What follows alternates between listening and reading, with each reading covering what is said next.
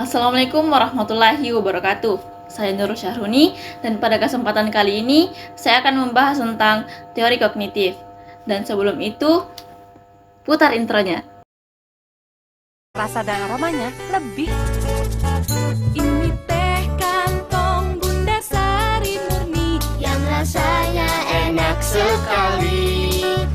Semua suka, aromanya nikmat, Bikin kita jadi semangat. Teori kognitif adalah pendekatan dalam psikologi yang menekankan proses mental dalam belajar. Berbeda dengan teori behavioristik yang lebih fokus pada hasil dan hubungan stimulus dan respon. Teori kognitif menganggap bahwa belajar adalah proses aktif di mana individu menyusun, mengorganisir, dan menginterpretasikan informasi baru berdasarkan pengetahuan dan pengalaman yang telah ada. Jean Piaget merupakan seorang psikolog asal Swiss yang merupakan pelopor teori kognitif. Ia berpendapat bahwa anak-anak membangun pengetahuan mereka melalui interaksi spontan dengan lingkungan, dan perkembangan kognitif anak dipengaruhi oleh kematangan biologis, aktivitas, pengalaman sosial, dan ekuilibrasi. Ia mengembangkan konsep perkembangan kognitif yang terbagi menjadi 4 tahap, yaitu sensoromotor, praoperasional, operasional konkret, dan operasional formal. Setiap tahap perkembangan memiliki karakteristik unik yang mempengaruhi cara mereka berpikir dan belajar. Selain itu, terdapat ahli yang dikenal karena teorinya tentang belajar bermakna, yaitu David Ausubel, merupakan seorang psikolog asal Amerika. Ia berargumen bahwa pembelajaran yang efektif terjadi ketika informasi baru dihubungkan dengan pengetahuan yang sudah ada dalam struktur kognitif siswa.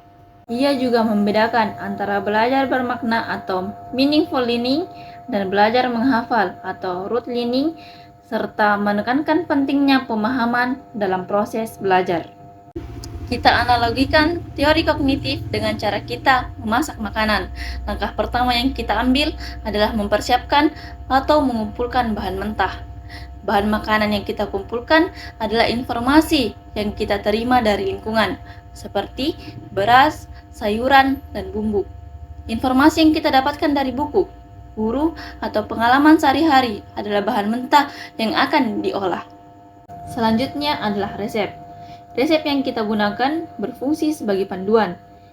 Ini mirip dengan skemata, yaitu kerangka berpikir yang membantu kita mengorganisasi dan memahami informasi baru berdasarkan apa yang sudah kita ketahui. Jika kita sudah tahu cara memasak nasi, kita bisa lebih mudah memahami cara membuat nasi goreng. Saat kita memasak, kita melakukan berbagai proses seperti mencincang, merebus, atau menggoreng. Ini seperti proses kognitif yang terjadi saat kita berpikir, menganalisis, dan menyusun informasi dalam pikiran kita.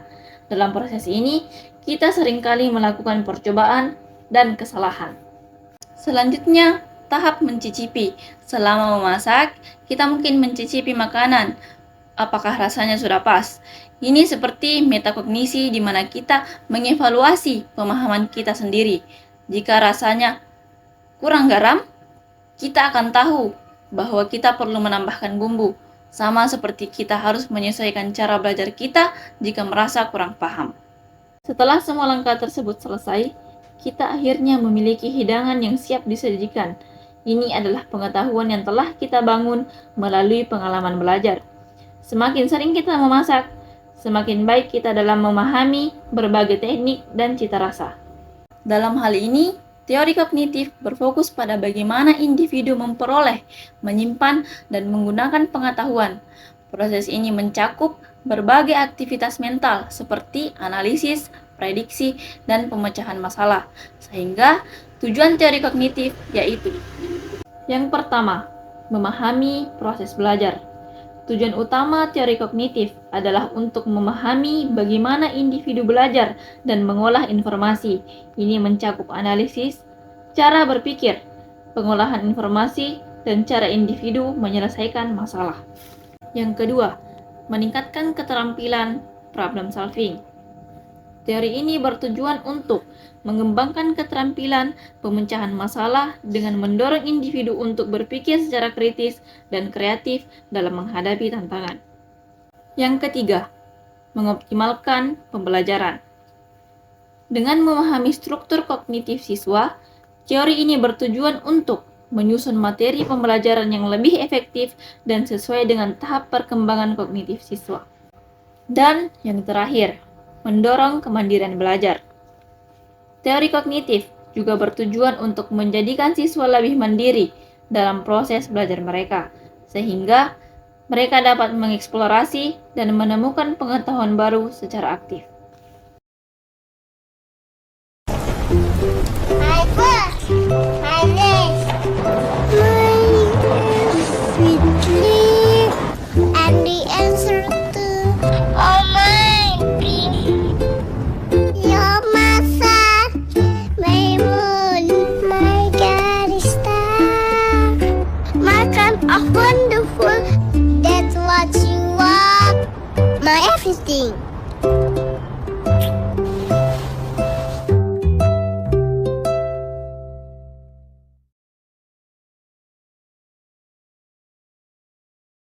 Sama halnya dengan perjalanan mendaki gunung, setiap langkah yang kita ambil akan membantu kita memahami pemandangan di sekitar.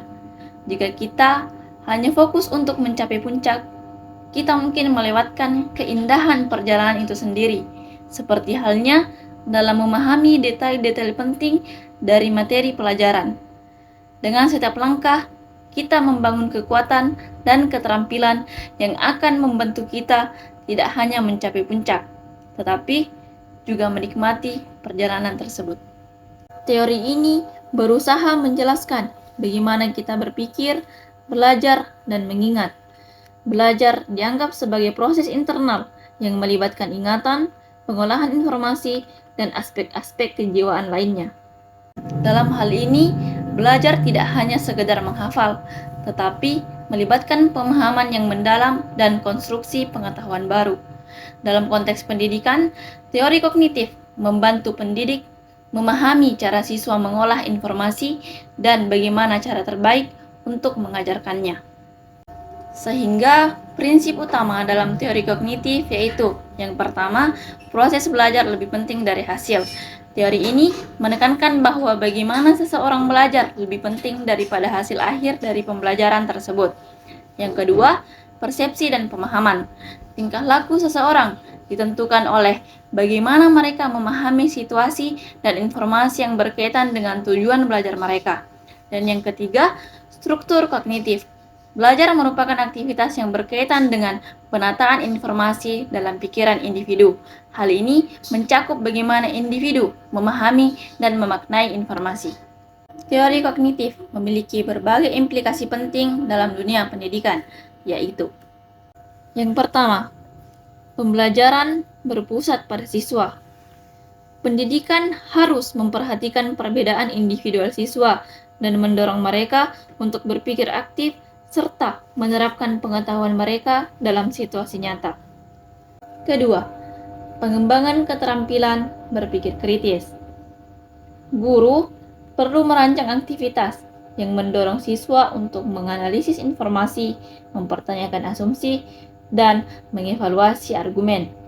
Menggunakan situasi nyata atau masalah kompleks untuk mendorong siswa berpikir kritis dan menerapkan pengetahuan mereka. Diskusi kelompok dan proyek kolaboratif dapat menjadi metode efektif.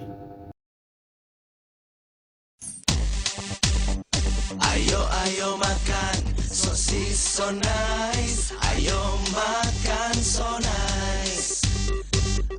Ayo semua makan sosis so nice. Oh yeah. Ketiga, konstruksi pengetahuan. Guru harus membantu siswa mengaitkan informasi baru dengan pengetahuan yang telah mereka miliki. Ini dapat dilakukan melalui pengalaman langsung dan refleksi. Keempat, penggunaan teknologi. Teknologi dapat digunakan untuk memperkaya pengalaman belajar siswa, misalnya simulasi komputer atau video pembelajaran dapat membantu menjelaskan konsep-konsep kompleks dengan cara yang lebih menarik. Proses belajar itu seperti membangun sebuah jembatan. Jembatan ini tidak hanya menghubungkan dua tepi sungai, tetapi juga membutuhkan perencanaan yang matang. Setiap balok kayu atau beton harus ditempatkan dengan tepat agar jembatan itu kuat dan dapat digunakan. Jika kita hanya fokus pada jembatan yang sudah jadi, tanpa memperhatikan cara pembangunannya, kita mungkin akan gagal memahami bagaimana jembatan itu dapat berdiri kokoh. Dengan demikian, teori kognitif memberikan kerangka kerja yang kuat untuk memahami bagaimana siswa belajar dan bagaimana pendidikan harus dirancang untuk mendukung proses tersebut secara efektif. Nah, itulah tadi penjelasan tentang teori kognitif dari saya. Semoga bermanfaat untuk teman-teman semuanya. And see you!